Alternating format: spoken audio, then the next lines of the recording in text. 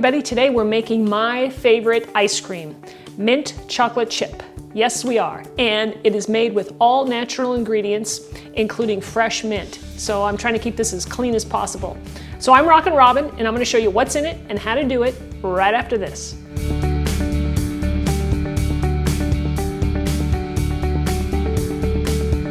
Here we go with our ingredients. I'm using organic heavy whipping cream. I have over here some fresh mint leaves and some spinach. Now what I'm going for here is the green color. We want that ice cream to look something like my shirt, but not exact. And that's what's gonna help us do that.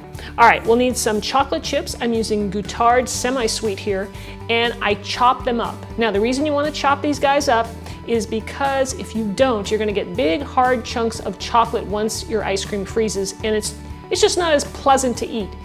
I have some regular sugar here, and I cut that down to half of what I normally would use, and I'm substituting in a banana. So we'll mash that up a little bit later.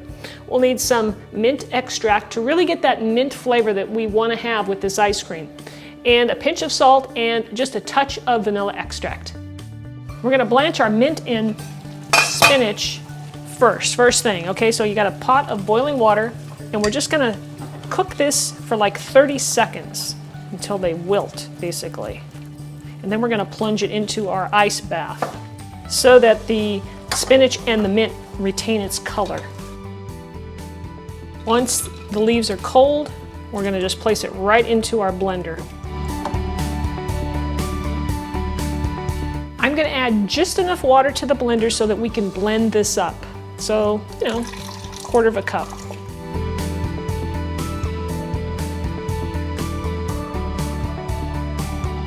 So now we want to strain this because we don't want any green chunks of mint or spinach in the ice cream. So I've got my cheesecloth here over the strainer, and I'm just going to pour it right in the middle and let that strain through.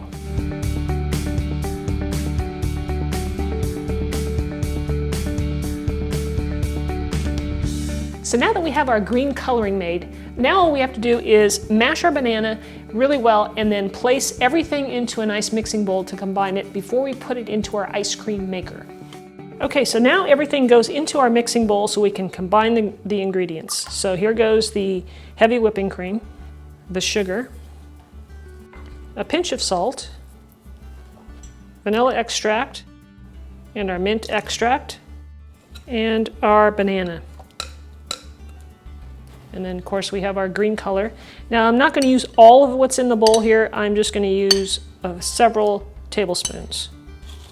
Now, you want to make sure you whisk this until all the sugar has dissolved, because I can feel it in there, and we want it to dissolve before we put it in the machine.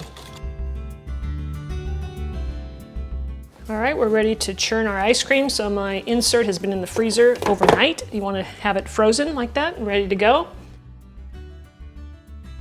And I'll pour in the ice cream mixture.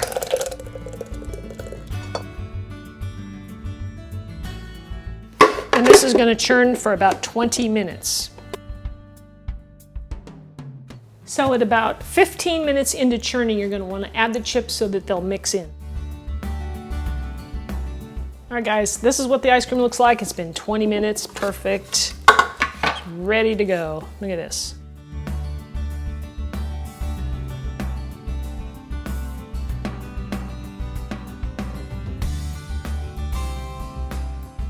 All right, guys, the ice cream's still a little soft, but I'm gonna serve it up anyway. It is still pretty good and soft, but we can serve it up here. Check this out.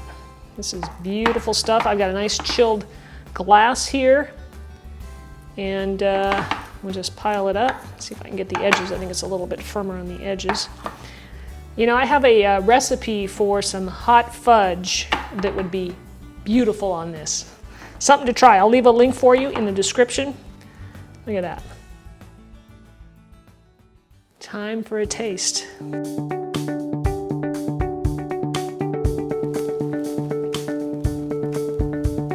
It is delicious. Creamy. You got just enough chocolate in there. The pieces aren't too hard to chew. They're nice and soft. They start to melt in your mouth as soon as it goes in. The mint flavor, delicious. Just the right amount of sweetness. It's perfect, guys. I'm really pleased with this recipe. It is really delicious. So I hope you guys enjoyed the video. If you did, please share it. give me a thumbs up and leave me a comment and let me know how you liked it. And if you do make the recipe, hashtag me, Rockin' Robin Cooks, post it on Facebook or Pinterest or Instagram, and I'd like to see what you guys make. So thanks again for watching. This is a great recipe for St. Patrick's Day or anytime during the summer, and I think you're really gonna enjoy it. So we'll see you next time.